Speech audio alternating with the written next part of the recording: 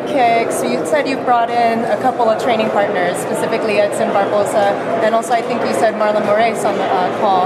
How have they really helped you get your head movement, your ability to check the kicks, ready for Aldo?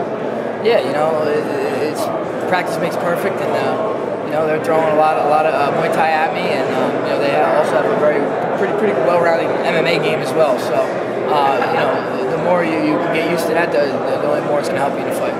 With Aldo's statistics, I believe he's out of 55 takedowns, stopped 52. How do you find a way to implement your skill, your strategy to actually get him down and keep him down? Yeah, I just got to use my wrestling like I always have. Mix it up well between the striking and the wrestling, and keep them guessing. You have the unique possibility here in this fight to become the third man in the UFC to hold 2 titles in different weight classes, right along with Randy Couture and BJ Penn. Is that something that really, I guess, that you're striving for to accomplish? I'm just trying to win my next fight, and if I win my next fight, I'm going to get the title, and I'm going to be able to be a part of history with Randy and BJ. So if I just go in there thinking I got to win my next fight, I'll take care of everything else.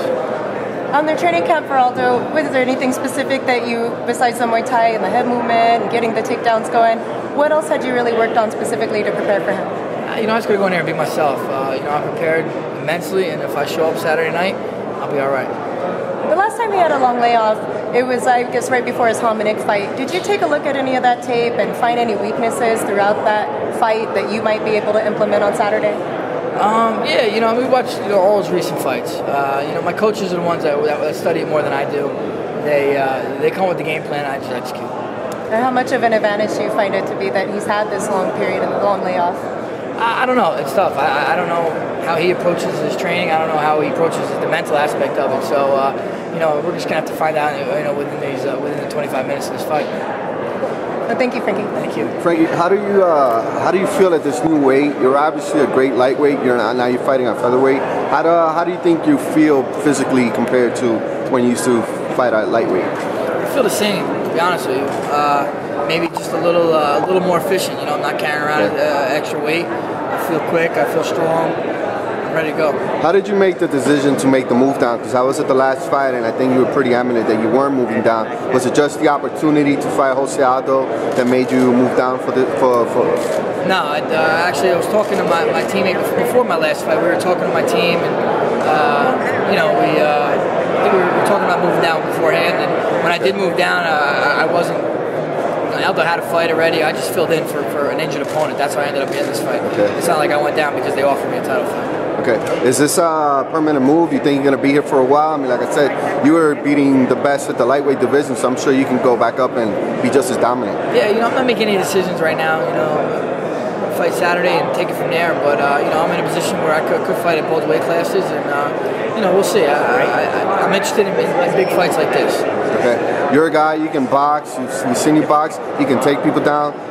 Against him, what do you think you're going to need to do, to win on Saturday? I'm meant to do it all, be true mixed martial artists, mix it up. Transition from the striking to the takedowns, to the jiu-jitsu, and reverse, you know what I mean? How different are things? When you're coming off of the first 2 losses in your career, it happens. New weight classes.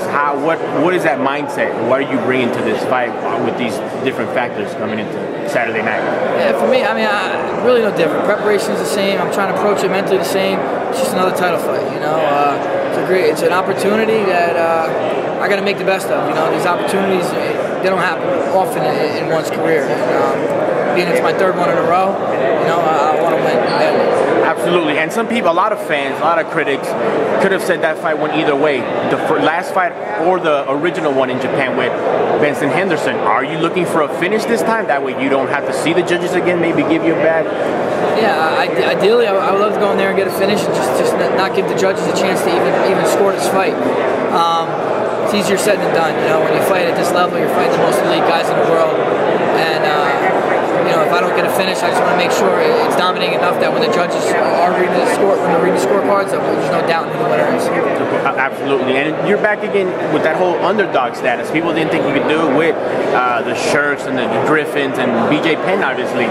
Is that more motivation, or you just pretty much just brush that off, that people think this fight is a done deal and Aldo will remain champion? Yeah, I just brush it off, man. I've been the underdog pretty much all my fights, and as long as I win, who cares, Absolutely. And with the new territory you're in, the new ground. Was there anything at all you saw different? You're like, wow, I could make this cut. I could go there at 135 if I wanted to.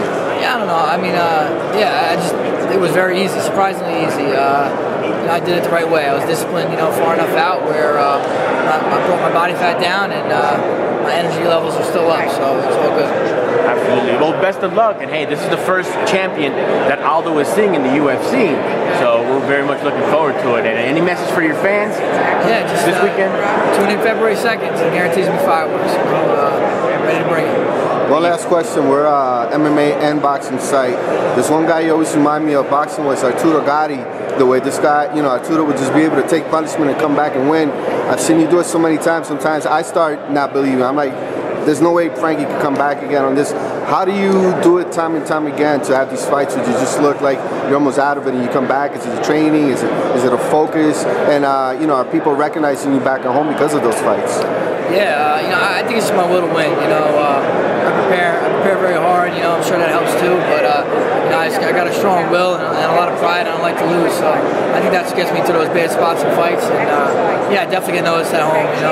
I'm from Jersey.